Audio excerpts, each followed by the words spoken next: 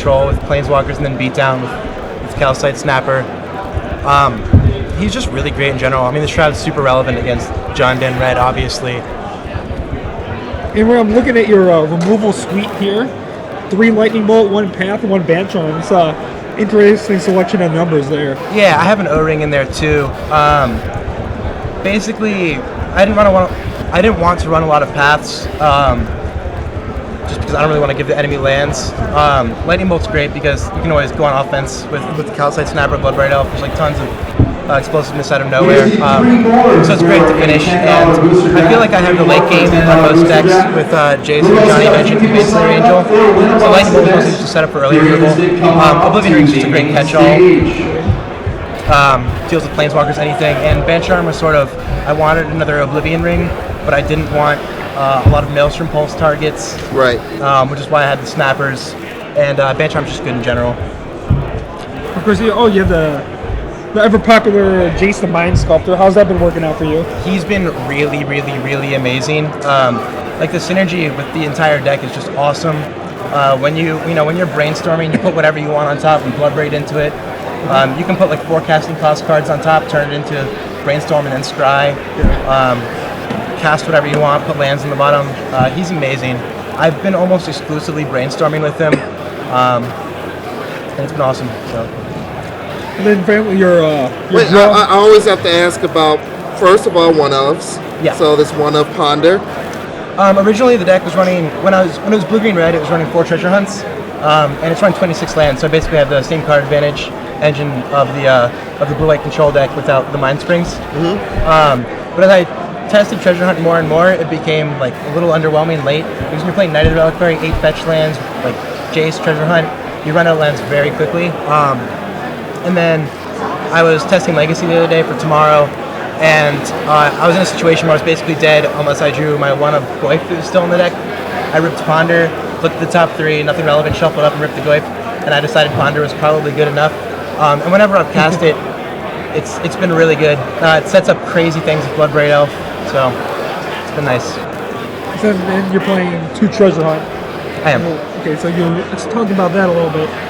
So I know you said this deck was kind of last minute changes. How long did you think about this mana base?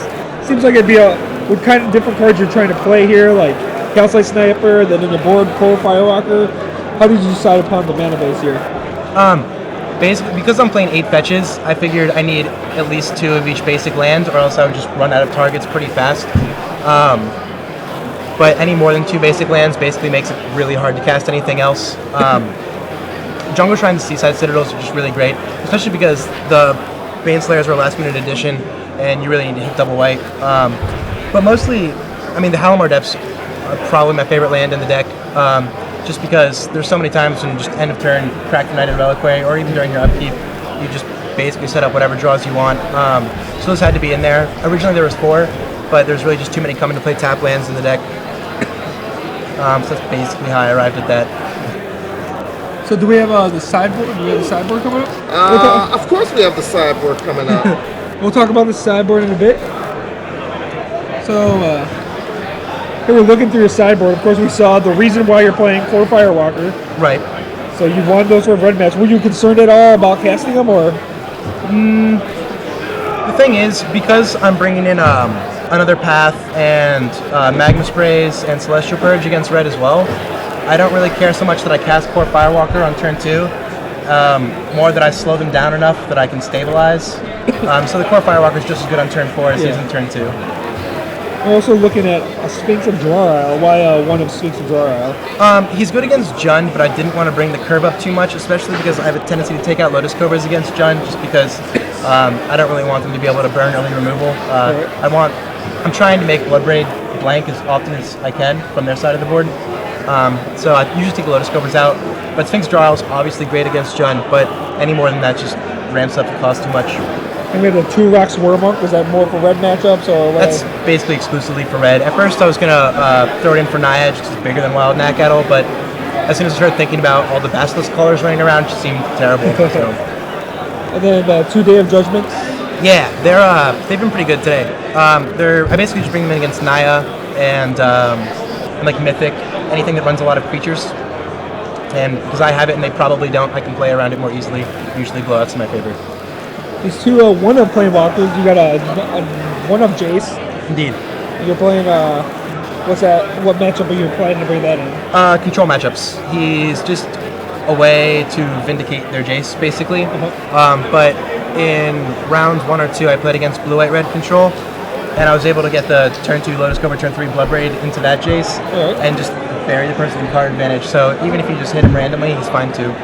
And here's probably the least played Planeswalker. I'm trying to think if there's anything that's least played than this one. Oh, he's the least played. He's the least played. Second Bowl. At first, basically, I thought he was going to be terrible, but I was just excited about him, so I wanted to put him in. Yeah. But he ended up being amazing for me. I bring him in against everything that runs creatures, like big creatures, not Jund.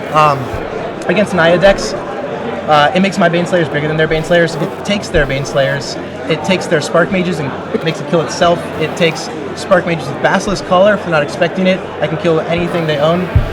He's just been really good in general like that. Against Mythic, when they run out of Rampaging Baloths and I take it and make my own tokens, that's pretty good too. He's been surprisingly very, very powerful today.